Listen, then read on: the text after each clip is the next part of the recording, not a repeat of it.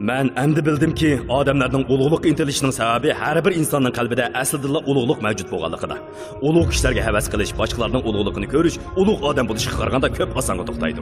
Chunki ulug' odam bo'lish uchun vaqt sarf qilishga, uzluksiz tirishishga, o'zini kontrol qilishga va qurbonlik berishga to'g'ri keladi.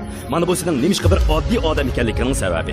Sen hamisha faqat birli ishni qilasan, har kuni shu bir xil xizmatni takrorlaysan, hayotingdagi har bir kunni o'xshash o'tkazsan, turmushingda hech qanday o'zgarish bo'lmaydi.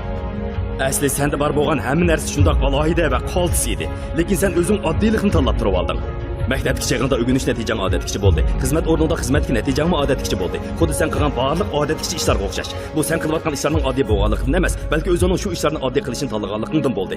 Sen nimishqa oddiy odam bo'lishni tanlaysan? Bu balkim atrofingning oddiy odamlar bilan to'shib ketganligidan yoki sening oddiy odamlardan muhitida cho'ng bo'lganligidan bo'lgan bo'lishi mumkin.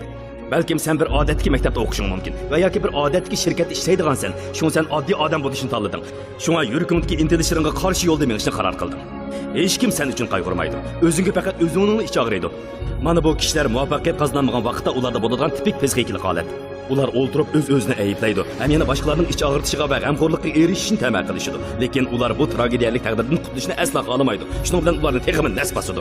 Chunki muvaffaqiyat hamma odamga nisb bo'lavermaydi. Ojiz va qo'rqinchoq kishilar muvaffaqiyat qozonmaydi. Muvaffaqiyat aniq nishon va orzuga ega tirishchan kishilarga mansub. Nurg'ulg'an odam dunyoni, hukumatni va boshqalarni o'ziga qarzdor deb o'ylaydi. Amaliyat hech kim senga qarzdor emas. Navoda oddiylikni olib muvaffaqiyat qozongan bo'lsa, muvaffaqiyat uchun xo'xmay olg'a bos. Muvaffaqiyat oldinda. Navoda sening munavvar bo'lishga jur'ating bo'lsa, sen cho'qin bir ulug' odam bo'la olasan. Musobiqada o'ynsang ko'ngil qo'yib o'yna, bo'lmasa o'ynamaylik qo'y. Navoda faqat 100% emas, 120% tirikchilik ko'rsatsang, hayoting qo'lim qolib o'tgan bo'ladi.